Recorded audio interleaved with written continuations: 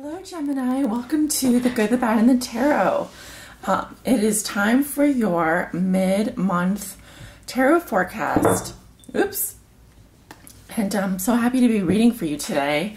I hope you guys have been having a good month so far. I only have one announcement today, and that is if you would like to book a private reading with me, all you need to do is email me. My email is thegoodthebadandthetarot@gmail.com. And that's where you can make appointments, schedule appointments with me, and confirm appointments with me. I am offering 30-minute Skype readings this month, and my rate is $50. PayPal to thegoodthebadandthetarot@gmail.com. What else did I want to say? Oh yes, the links below are my email address. They do not go to a website. If for some reason you're directed to some website, that isn't my website because I don't have one. The only way to make appointments with me is by emailing me to the email address that I posted below this video. So without further ado, let me begin by shuffling your cards and concentrating on Gemini. Spirit, what are the messages for Gemini for the month of October for their mid-month forecast? What are the messages for Gemini? Spirit, please show me the messages for Gemini.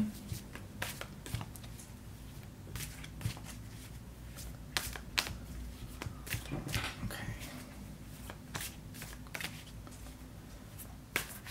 Spirit, please show me the messages for Gemini for the month of October 2015. Gemini Sun, Gemini Moon, and Gemini Rising. Spirit, please show me the messages for Gemini. Gemini Sun, Gemini Moon, Gemini Rising. Just going to do a few more shuffles here. I will be using a slightly different technique than you might have seen in my previous mid-month forecasts. So don't be alarmed. I will explain the technique as I'm going along. It's the same type of reading as I've done before. The only difference is that I'm going to be putting a court card down. When I put a court card down, I'll put a clarifier card on top of the court card, so that lets me know what is going on with those particular court cards, which, as we know in the tarot, can represent people or events. Spirit, I'm asking you now to please show me the messages for Gemini, Gemini Suns, Gemini Moons, and Gemini Risings for the month of October 2015. What are the messages, Spirit?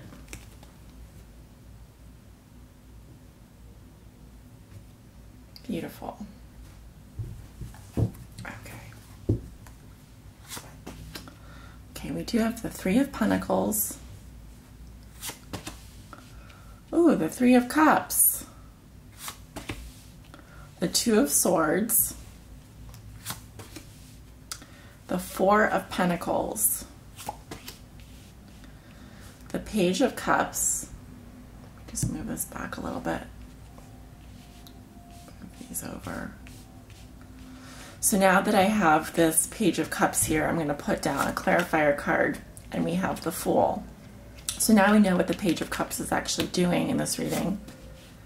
We have Death reversed, the Devil reversed, and the Six of Pentacles. Down below here, we do have the Seven of Cups, the Five of Pentacles reversed, Judgment reversed, and the Wheel of Fortune. Okay, Gemini. So I will be reading your oracle card today. So stay tuned. I'm going to be pulling an oracle card at the end of the reading for you. And we can begin the reading. So this row will represent the recent past, the first week of October, I would say, last week. This row will represent the present. So this current week or just the present situation, and then this row will represent the coming future, so the near future, if you will. The first card I have for you in the past is the Three of Pentacles. So this does talk to building blocks of a relationship. Some of you may have been working on a relationship or working on building something. The Three of Pentacles is like a foundation card, and it does talk about coming together, working together, teamwork. Three people coming together to work on a project. Really good card for relationships. It does talk about, it is a growth card, so it does talk about building on the foundations of what you already have. So excellent card to have in your past position. In addition, you do have the Three of Cups, so that does speak to enjoying times with friends, possibly platonic love, having friendships, socializing, enjoying life, enjoying each other, keeping good company. Again, it talks about friendship and building on that happiness. So then we come to the Two of Swords. So it seems that you are at a crossroads, Gemini, or you were in a crossroads. And so here we have the woman who is, she seems to be balancing on a gear that's full of electricity coming up through her root chakra. With the moon on her head, the moon above her speaks to weighing two things evenly in your mind. And in the Rider-Waite deck, the Two of Swords depicts a woman who, and twos, by the way, speak of duality, is actually crossing her heart with the Two Swords. So some of the phrases that come to mind with this card are really not making any decisions, not making any rash decisions, having an even conscience, so not going to any extremes here. Here we have someone who's balancing in between these two swords. Swords are thoughts. So there are two different thoughts that she's holding in her mind. Two different directions that or two different paths that she sees before her, but she's choosing not to make any decisions. So this is sort of calling a halt to decisions, rash decision making. It's almost like you can't decide what to do about some situation in your life. And in order to make this decision, you have to come into contact with your emotions and your feelings first. And this is a wonderful thing to practice, is to stand in front of a full-length mirror and ask yourself how you're feeling. And then at the end of that exercise, pick the feeling that's the most resilient feeling, the best feeling of all of the feelings that you're feeling. And that's one thing you can do when you see this card come up. So you are, I see, sort of stuck in a period, well, I wouldn't say stuck, but you are definitely balancing two ideas in your mind that are, have two very different directions that they can go in, two very different ideas or thoughts. And then we come to the Four of Pentacles. So this can speak to a couple of things. It can speak to being reserved with your emotions. It can talk about holding on to things. And it can also talk about saving, like saving money or just being conservative with your possessions, with your money. It's definitely not the Six of Pentacles, which I see directly below here. It's more about being reserved and conservative and saving, and really just being careful with the material things. So you're not totally putting yourself out there yet. You're reining it in a little bit. So I do see that in your recent past, Gemini. Coming up here, we do have the Page of Cups, which can talk about a message, a love letter or a message. It can also represent a young person in your life. Could be a water sign, so Pisces, Cancer, or Scorpio. And this message would be talking about a new beginning. Someone starting something new. This Fool, this is what this Page of Cups is talking about. So either this message talks about a new beginning, or this message talks about going on an adventure. So you could have received news this week about going on an adventure or starting something new. The beginning of something new, a beginning of some new chapter is what I'm getting. And of course, the Page of Cups is good news. Love letters, messages. Someone who's also, it could be someone who's very immature in love that you know. Someone who's naive about love. They are it's more like the puppy love. It's not fully matured love. And this this person or this message is about starting a new journey or beginning a new adventure. And with Death reversed, I can see that there's some issue regarding letting go of the past. I do see this card is blocked in the reverse, whereas Death upright talks about change and transformation. This can talk about having some difficulty transforming or letting this change happen to you, letting go of the things that no longer work and simply moving on. In the Death card, the woman, she carries the scythe. The scythe, as we know, is something that's used by the Reaper to cut away all of the dead grass, all of the things in the earthly world that are dead and no longer working, so that new life can come.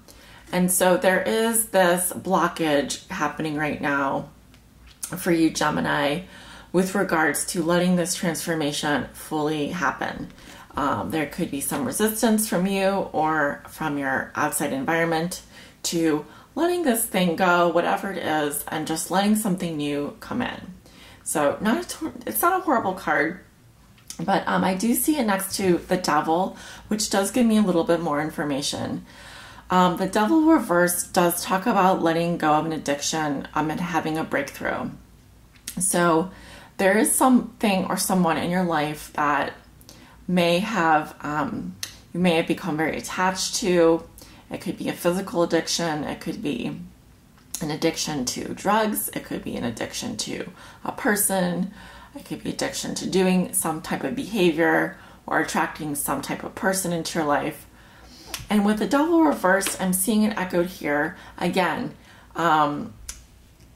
It's a slow transformation. You're slowly trying to break away from something which feels good to you, but you know is not good for you.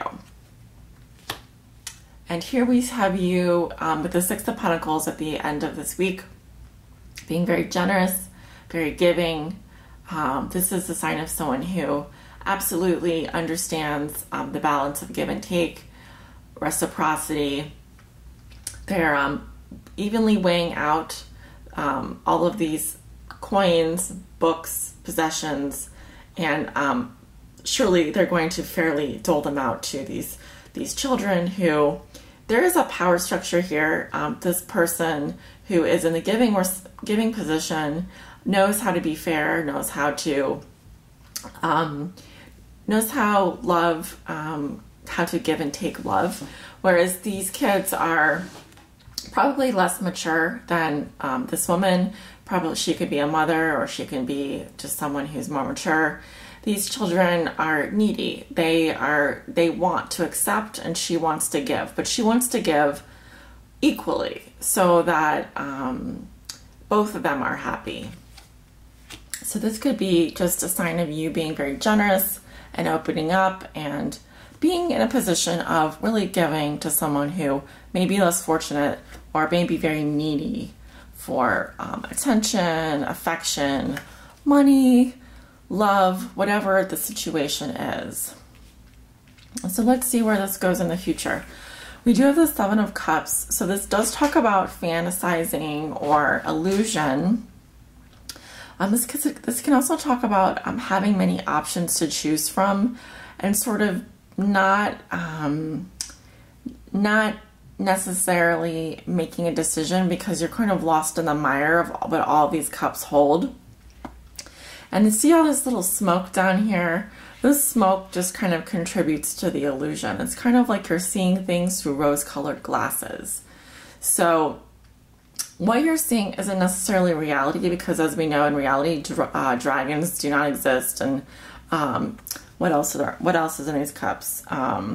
There's a little heart, bouquet, an airplane, a snake, jewels, a castle. So there are a lot of things that you're thinking about and fantasizing about. This is the card of daydreaming and kind of getting lost in a situation and perhaps not really seeing things for what they are. So that is also a warning, but it can also just talk about daydreaming and having some lovely, lovely thoughts, just lovely ideas. Now we do have it next to the Five of Pentacles reversed. So there's some kind of spiritual impoverishment going on right now where there's a disconnect between having your needs met and, you know, feeling whole in some situation. I sort of see the Five of Pentacles as a bit worse than the upright version. Some people interpret it as coming out of a situation where you were feeling out in the cold. Nevertheless, I still see this card remain strong in the sense that there is some relationship where there's some codependency or some failure to really be equals. You may be dragged into some situation where you just feel impoverished in some respect, like your needs aren't being met, or you just, it's not like a great feeling to be out in the cold and know that there's a church behind you. The idea is that these children are walking through the snow and there's this warm church behind them with windows lighted up, and they can definitely go in there if they want to, but they're choosing for whatever reason to stay out in the cold and to suffer through it. So there is suffering and conflict going on here, and some kind of impoverishment mindset. It's almost like you are coming out of a period where thinking that you don't have enough or that you aren't enough, and this kind of feeling permeates the entire card here. So I'm thinking that in being kind of lost in fantasy about some situation or person, that you are kind of getting lost in this wilderness of feeling like you aren't enough or that you don't have enough. And this doesn't feel like a comfortable place to be, especially when there's this church in the background that has all these beautiful stained glass windows and it's probably warm in there. And there's probably some place for you to feel more at home, more at ease. It's definitely different from this feeling where there's abundance, there's all of this generosity and giving. It's a step down actually, because here we are out in the cold and feeling like there isn't enough, or there wasn't enough, or really that there's almost a sense of danger and desperation. And here we have the Judgment card in reverse. So I do see that this is a kind of a tricky card to interpret. It can talk about delays in making a decision. It can also talk about feeling judged. So something or someone may be making you feel like you have to make a decision, or there's a decision that needs to be made, but for some reason you're not able to make this decision. And I don't know why that is, Gemini, but I am seeing that there is a critical point coming up right now with the Death card in reverse, the Devil in reverse, and Judgment in reverse. It does tell me that, you know, slowly but surely you are trying to release something from your life, but for some reason this is happening very slowly, and it's definitely making you feel this way.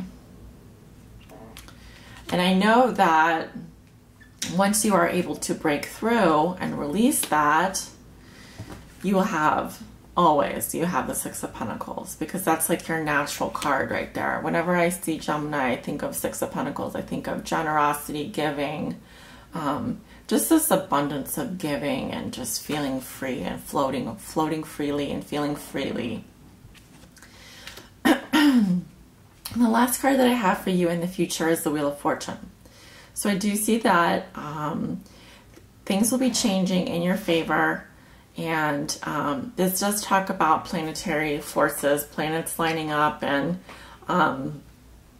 sort of things starting to move again. So you're going to start to see some positive movement at the end of October. Probably some good fortune coming your way. Definitely some good luck coming your way, especially after going through this sort of this trial, this period of feeling like out in the cold and spiritually bereft and not being able to make a decision or feeling very judged and at a critical point. So I do see things, again, starting to move forward for you in a positive direction, and at the end of October. I'm going to go ahead and read your Oracle card. One thing I want to notice is I don't see too many people in your reading. I do see that you might have gotten a message, might be getting a message this week from someone who is beginning an adventure or starting a new journey. It could also be a message about or a person who is a bit immature in love, or a bit immature, a bit younger than you, or more or less mature than you, who is going to be, who wants to start a new journey with you, or start a new adventure, or go in a new direction. So of course I'm shuffling your Oracle cards now, Gemini, and I'm thinking about Gemini. I'm thinking about Gemini Sun, Gemini Moon, and Gemini Rising. Gemini Sun, Gemini Moon, Gemini Rising. Okay.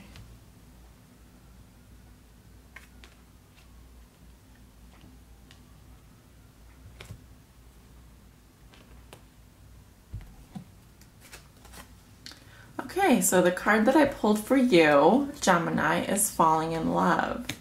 Kissing the divine in another, in yourself. And that is card 20. Beautiful card. It did come up upright.